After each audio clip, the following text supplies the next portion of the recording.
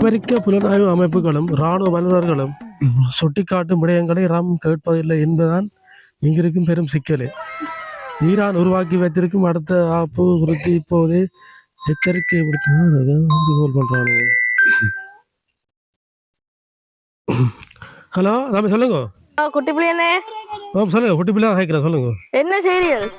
என்ன சரி மரத்துக்குள்ள இருந்து போனை பார்த்துருக்கேன். தென்னை மரத்துக்குள்ள. நான் அன்றைக்கு சொன்னான்ல பைக் எடுக்கிறது. ஓ எடுத்துட்டேன். எப்போ எடுத்தீங்க? நேற்று தான் எடுத்தேன். R15 உண்டு. நல்ல வாழ்த்துக்களா நம்ம உங்களுக்கு வாழ்த்துக்களா எடுத்ததுக்கா. நீங்க எப்ப எடுக்க போறீங்க? அதான் நான் எடுக்கதான் வேணும். காசா கொஞ்சம் பிரச்சனையா இருக்கு. என்ன அப்பாட்ட கிட்ட தர மாட்டேலோ? அப்பா காட் பண்றது காசுக்கு அடிக்க வாரு. ஏடா அப்பாட்ட நம்பி காசு இருக்கிற அப்பாட்ட நீங்க விடாதீங்க அண்ணா.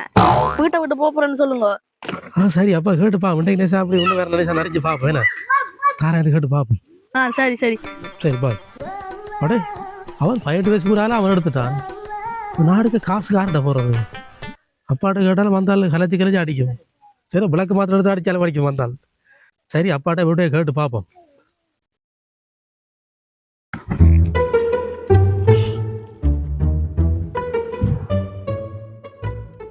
அப்பா அப்பா என்ன என்ன நான் இப்போ R15 மோட்டர் சைக்கிள் எடுக்கணும்.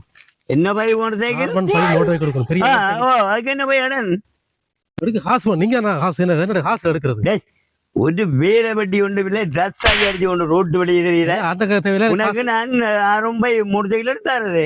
எனக்கு அந்த தேவை தெரியும். என்ன தெரியாது. நீங்க எனக்கு பைக் எடுக்க காசு பண்ணு கட்டாயம். தருமன் உனக்கு காசு நான் இப்ப இந்த கட்டாயம் காசு வரும் சார் எனக்கு. அதுல பைக் எடுக்க கட்டாயம் காசு வரணும். இப்ப இல்ல கூட காணியை வித்தா எனக்கு காசு வருது. என்ன அடிக்கிற மாதிரி நீ என்ன காசு தரது? இப்ப காணியை வித்தா எனக்கு காசு ஆகும். இப்ப காணியை வித்து காசு தரதோ? அப்ப என்ன சார் மோட்டாக்கு காசு வேணும் தானே? அதுல காசு எங்க வரும்? அது என்னடி இல்ல காசு பெரிய பிரச்சனை. காசு என்ன பிரச்சனை? என்ன பிரச்சனை? நாங்க கேட்கிறேன்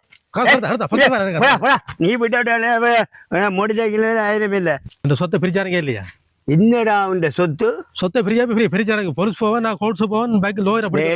உனக்கு இந்த சொத்து மில்ல அவருக்கு சொத்து R15 பைக் எடுக்க சொத்து தானே வேணும். அவ்வளவு தானே சொத்து. இதாண்டா உண்ட சொத்து எடுத்துட்டு என்னையா வீட்டை கலைக்கிறீங்க? நான் இப்போ லோயர் பொலிஸ் ஓடி வந்து ஒரு சொத்தை பிரிக்காத குட்டி பிள்ளை பாருங்க பேரு.